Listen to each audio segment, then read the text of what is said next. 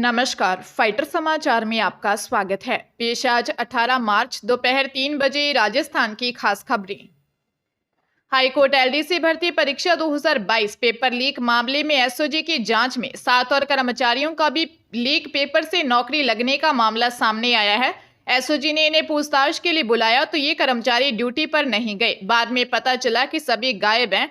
SOG एक माह से इनको तलाश रही है। एसओजी को इनके अलावा 14 संदिग्ध कर्मचारियों के बारे में भी लीक पेपर से परीक्षा पास करने की जानकारी मिली है। यानी एसओजी के रडार पर 21 एलडीसी हैं जिनसे पूछताछ होगी। इनमें चूरू जिले के सबसे अधिक चयनित एलडीसी हैं।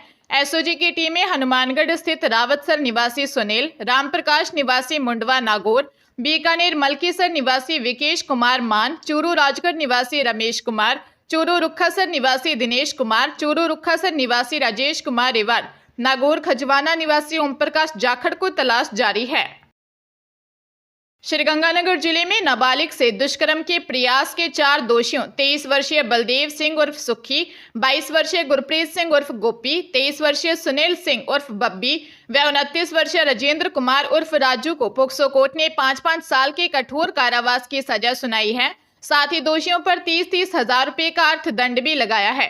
एसपीपी हरवीर सिंह बराड़ ने बताया कि 5 नवंबर 2023 को पीड़िता की मां ने समेजा कोठी थाने में दोषियों पर अपहरण कर बार बार दुष्कर्म करने के आरोप लगाते हुए मुकदमा दर्ज करवाया था।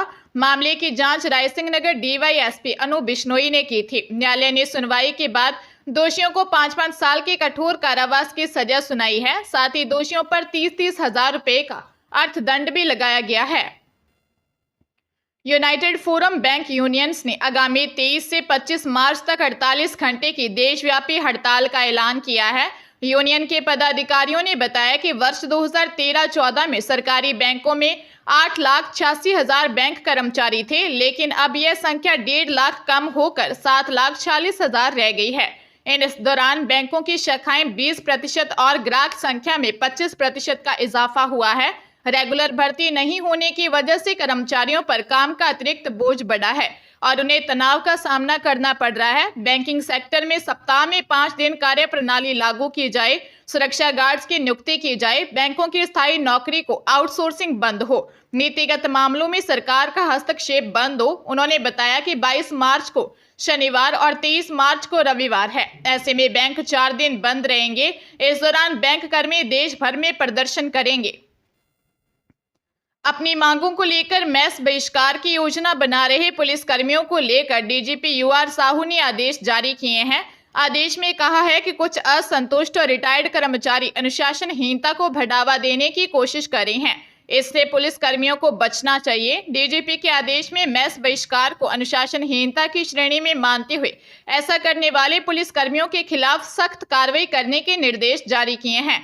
वही वेतन विसंगति, पदोन्नति और अन्य मांगों को लेकर विरोध जता रहे पुलिस कर्मियों को मार्गदर्शन देने के आदेश जारी किए गए हैं।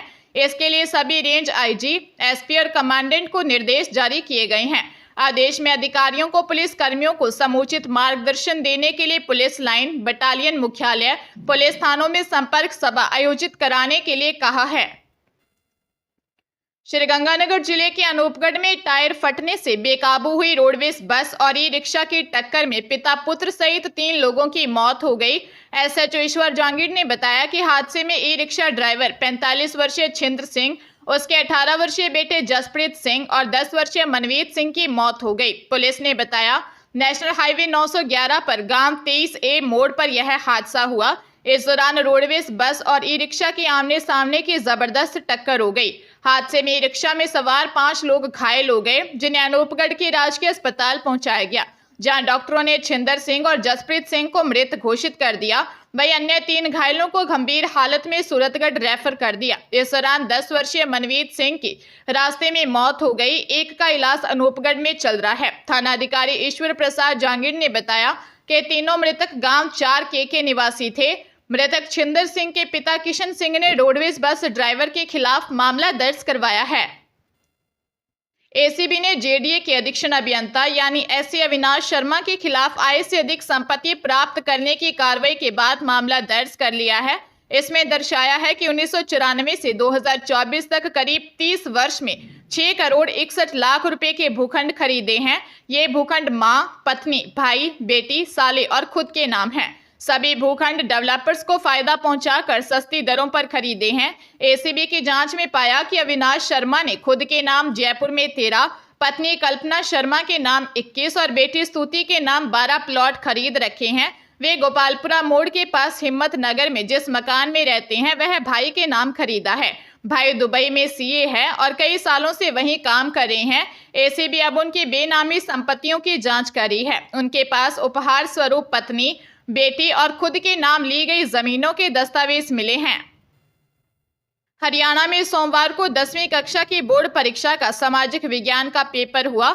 इस बार सोनीपत में फिर से नकल का खेल उजागर हुआ। यहाँ टीचर ही दूध की थैली के साथ नकल की पर्चियां पहुंचाते दिखाई दिए। सोनीपत में गांव खेड़ी गुर्जर के स्कूल में बने परीक्षा केंद्र पर सरेआम नकल पहुंचाई गई।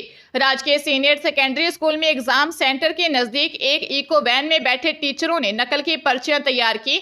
यहाँ तैयार की गई नकल की पर्चियों को दूध की थैली के साथ गेट से कमरों में परीक्षा दे रहे बच्चों तक पहुंचाया गया। सेकेंडरी सामाजिक विज्ञान एवं डीएलएड की परीक्षा में अनुचित साधन के कुल 9 मामले दर्ज किए। परीक्षा ड्यूटी में 15 पर्यवेक्षक व 1 केंद्र अधीक्षक को कार्यभार मुक्त किया गया। बोर्ड उपाध्यक्ष सतीश कुमार ने बताया कि परीक्षा केंद्र एसडी माध्यमिक विद्यालय झज्जर 11 से एक अनुचित साधन प्रयोग का केस पकड़ा। अन्य उड़न दस्तों द्वारा प्रदेश भर में 8 नकल के मामले पकड़े गए। जयपुर पुलिस ने प्रॉपर्टी से जुड़े धोखाधड़ी के मामलों में पति पत्नी को गिरफ्तार किया है। बैंक में गिरवी रखे मकान को धोखे से बेचकर आरोपी पति पत्नी 33,34,000 रुपए लेकर भाग गए थे। आरोपी उदयपुर वाटी व हाल अलकापुरी करधनी निवासी 35 वर्षीय मुकेश रोहिल्ला और उसकी पत्नी 31 वर्षीय अदिति है। जनवरी 2023 में करधनी थाने में विशाल वर्मा ने रिपोर्ट दी कि उसने अलकापुरी में आरोपी मुकेश व उसकी पत्नी से 33,34,000 रुपए में एक मकान खरीदा। पेमेंट के बाद 19 जुलाई को प्लॉट के असल डॉक्यूमेंट मांगने पर आरोपी दंपति ने मकान पर लोन लेकर डॉक्यूमेंट बैंक में गिरवी रखे होने बताए। अगले दिन किराएनामा बनवाकर मकान को किराए पर लिया। उसके बाद गिरवी मकान के एवज में रकम लेकर फरार हो गए थे। जांच में सामने आया कि आरोपी मुकेश के खिलाफ राजस्थान के अलावा पंजाब, हरियाणा, हिमाचल, यूपी और गुजरात में भी मुकदमे दर्ज हैं। कृषि व जिला प्रभारी मंत्री डॉक्टर किरोड़ी लाल मीणा तेलियाबास नौगावा में राजा हसन खान मेवाती के 499वें शहादत दिवस कार्यक्रम में शामिल हुए। इससे पहले मंत्री मीणा ने कहा कि मैं फोन टैप की स्पीड से ज्यादा तेज दौड़ता हूं, इसलिए वे मुझे पकड़ नहीं पाएंगे। 9 महीने तक सरकार ने मेरा इस्तीफा स्वीकार नहीं किया है, इसलिए अब मैं नियमित रूप से अलवर आऊंगा और मेवात व नॉन मेवात में घूमकर असलियत पता लगाऊंगा। मैं हमेशा अपनी बात सरकार तक पहुंचाता रहा हूं और आगे भी ऐसे ही करूंगा। मेरे लिए कोई लक्ष्मण रेखा नहीं है। पिछली सरकार में 18 में से 17 पेपर लीक हुए, लेकिन सरकार कुंडली मारकर बैठी रही। मैंने मामले को उठाया। उसके बाद अब तक 50 सब इंस्पेक्टर समेत 35 अन्य लोगों को गिरफ्तार किया जा चुका है। पिछले राज के और कुछ हमारे छुट भैया लोग काली कमाई कर रहे हैं, जैसे अलवर शहर त्रस्त है। उन्होंने नौगावा के ग्रामीणों से भी मुलाकात की।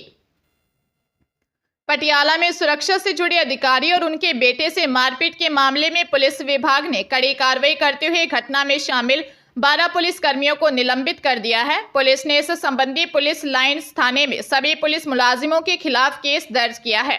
पूरा विवाद पार्किंग को लेकर हुआ था। एसएसपी नानक सिंह ने कहा कि सभी पुलिस कर्मियों के खिलाफ विभागीय जांच के आदेश दे दिए हैं। मामले में जिसका भी कसूर है कार्रवाई की जाएगी।